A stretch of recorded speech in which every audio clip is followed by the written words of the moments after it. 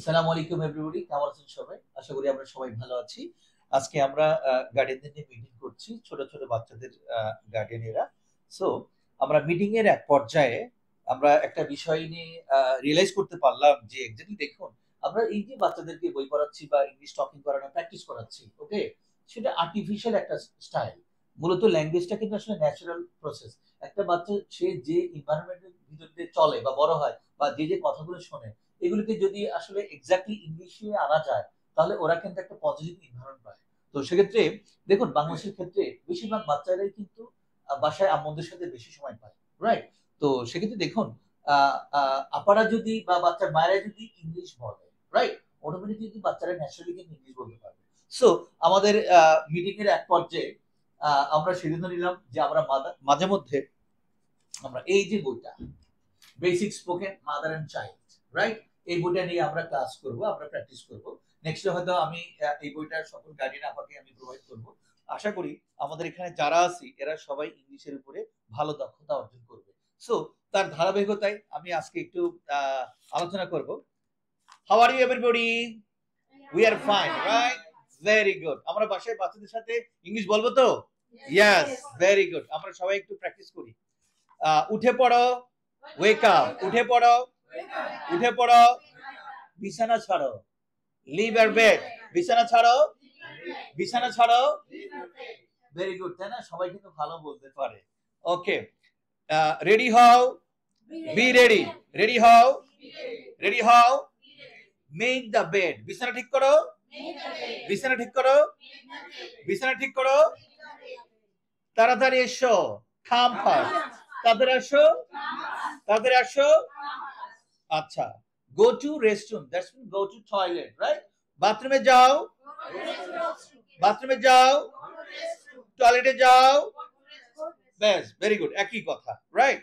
আচ্ছা, pour more water in the toilet, that's mean বাথরুমে বেশি করে পানি ঢালো। ওকে, আমি বাংলা বলছি। বাথরুমে বেশি করে পানি ঢালো, বাথরুমে বেশি করে পানি ঢালো। গ্লাসে বেশি করে পানি ঢালো। ওকে, বালতিতে বেশি করে পানি ঢালো। ওকে, ভালো করে দাঁত মাজো, ব্রাশ ইওর টিথ প্রপারলি। ভালো করে দাঁত মাজো, ভালো করে দাঁত মাজো, ভালো করে দাঁত মাজো। Okay, have you completed your homework? Very much common কথা। Okay, have you completed your homework? Right, তুমি কি তোমার বাড়ির কাজ করেছো? Okay, fine. এখানে হ্যাভ ইউ কে আমরা হ্যাভ ইয়া, আমরা বাচ্চাদেরকে যা শেখাই আর কি, নেটিভ স্পিকারদের মতো, বিদেশিদের মতো, যে হ্যাভ ইউ থাকলে আমরা বলি কি হ্যাভ ইয়া, রাইট? সো এটা কি হতে পারে? Have you completed homework, have you completed your homework, have you completed homework. এখানে দেখুন, আমরা যারা গার্ডিয়ান আছি, আমরা এই হ্যাভ ইয়া না বলে আমরা হ্যাভ ইউ কমপ্লিটেড হোমওয়ার্ক এটাই বলি। কারণ এই হ্যাভ ইয়া বলতে গিয়ে বাকিটুকুর প্রতি অনীহা চলে আসবে, কি আবার হ্যাভ ইয়া ঝামেলা, এটা আবার অনেকে আবার বুঝবে না, রাইট? সো আমরা হ্যাভ ইউ না আগে have you completed your homework, right? আচ্ছা, এই যে have you completed your homework, আমরা হোমওয়ার্ক বাদ দিয়ে have you finished your work এটা বলতে পারি। Have you finished your writing, have you completed your writing, right? Have you completed your lesson, right? Okay, তাহলে আমরা এই জাতীয় কথাবার্তা কিন্তু আমরা বাসায় কন্টিনিউ চালিয়ে যেতে পারি। ইনশাআল্লাহ করবো তো? ইনশাআল্লাহ। ওকে, আমি তোমার জন্য তোমার প্রিয় নাস্তা বানাচ্ছি, that's mean I am making your favourite breakfast, right? I am making your favourite breakfast. আমি তোমার জন্য তোমার প্রিয় নাস্তা বানাচ্ছি। আমি তোমার জন্য তোমার প্রিয় খাবার বানাচ্ছি, ফেভারিট ফুড। আমি তোমার জন্য তোমার প্রিয় খাবার বানাচ্ছি। আচ্ছা, আমি পোলাও রান্না করছি। I am cooking or making pulao, right? আমি পোলাও বানাচ্ছি, আমি পোলাও রান্না করছি। পারা যাবে না? সবজি বানাচ্ছি, ডিম ভাজা বানাইতেছি, রুটি বানাইতেছি, রাইট? আরো কত কিছু, নুডলস বানাইতেছি। পারা যাবে না? এই স্ট্রাকচারটা দিয়ে কিন্তু automatically, right? Okay, your breakfast is ready অথবা your food is ready, right? তোমার নাস্তা প্রস্তুত, তোমার খাবার প্রস্তুত, তোমার খাবার প্রস্তুত। Okay, take your breakfast, that's mean তুমি তোমার নাস্তা করো, রাইট? নাস্তা করো, নাস্তা করো, ফ্রি থাকলে আমরা থ বলবো, British accent, right? Take your breakfast, যা পারেন, উচ্চারণ দরকার নাই, বলে গেলেই হয়ে গেল। ওকে, নাস্তা করো, নাস্তা করো। মোটামুটি আমরা যখন গুছিয়ে ফেলবো না, তখন আমি উচ্চারণ নিয়ে ক্লাস নিই, রাইট? কারণ কঠিন বিষয় সলভ করতে চাইলে আগে সহজ একটু জানতে হয়। শুরুতেই যদি আমরা আটকে দিই তাহলে তো হলো না, না স্যার আমার দ্বারা হবে না। নো, আপনারা পারেন এবং পারবেন ইনশাআল্লাহ। ওকে, তাহলে নরমাল ইস্যুগুলো শেষ হলে আমরা ফনিক্স নিয়ে কথা বলবো। দেখুন স্মার্ট হয়ে গেছে এবং আপনাদের দেখা দেখি দেখবেন বাকিরাও অনুপ্রাণিত হয়েছে। এভাবে যদি আমাদের দ্বারা বাকিরা প্রভাবিত হতে পারে, পুরো বাংলাদেশের মায়েরা একদিন দেখবেন ইংলিশ বলতেছে। ইনশাআল্লাহ আমরাও পারি, রাইট? ওকে, ভালো করে খাও। বাচ্চারা খেতে চায় না, খাই এদিক ওদিক খাবার নষ্ট করে, রাইট? কি বলবো? ভালোভাবে খাও, ইট প্রপারলি, রাইট? ভালোভাবে খাও, ভালোভাবে খাও, ভালোভাবে খাও, ভালোভাবে খাও, কোনো খাবার নষ্ট করো না, don't spoil any food, right? কোনো খাবার নষ্ট করো না, কোনো খাবার নষ্ট করো না। তোমার ব্যাগ গোছাও, প্যাক ইউর ব্যাগ, তোমার ব্যাগ গোছাও, তোমার ব্যাগ গোছাও, তোমার ব্যাগ গোছাও।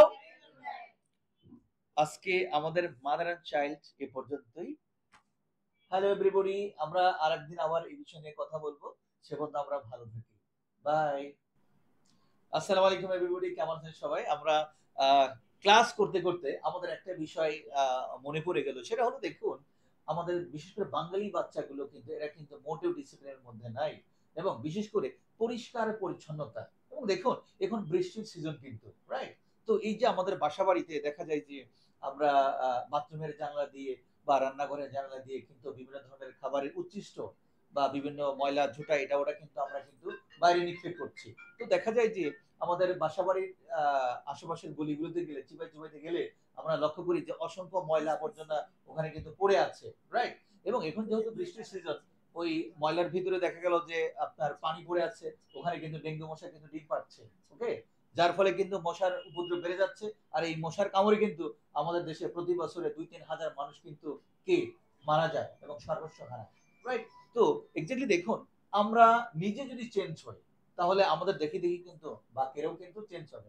এখানে যারা উপস্থিত আছেন এরা সবাই সচেতন। তো আপারা আপনাদেরকে সবাইকে একটা মেসেজ দিতে চায়, সেটা হলো কি পরিষ্কার পরিচ্ছন্নতা বাচ্চাদের ক্ষেত্রে।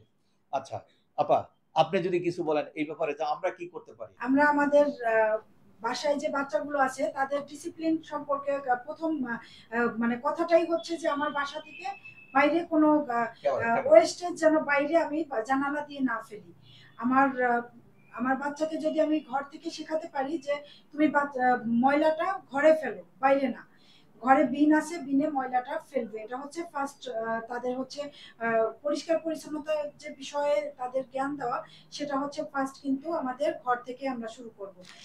আমার স্কুলে সেদিন একজন এটিও ম্যাডাম এসেছিলেন, উনি বললেন ওনার ছেলে হচ্ছে রেসিডেন্সিয়ালে পড়তো, বড় হয়ে গেছে, তারপর সে মানে ওখানকার নিয়ম হচ্ছে যে তাদের যে ওয়েস্টেজ গুলো থাকে, পেন্সিল কাটার, আদার যে কাগজ, এক্সট্রা কাগজগুলো, সেগুলো তাদের কোনো ফ্লোরে ফেলবে না, তারা সেগুলো তাদের ব্যাগে ফেলবে। থ্যাংক ইউ আপা, অনেক সুন্দর বলেছেন, very good, very good, thank you very much.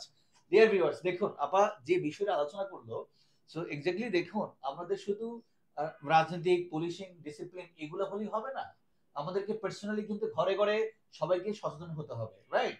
আমরা যদি বাচ্চাদেরকে আমরা ডিসিপ্লিনে নিয়ে আসতে পারি তাহলে দেখুন নানান রকম রোগ ব্যাধি, রাইট, এগুলো থেকে কিন্তু আমরা সেফ থাকবো, নিরাপদ থাকবো, রাইট?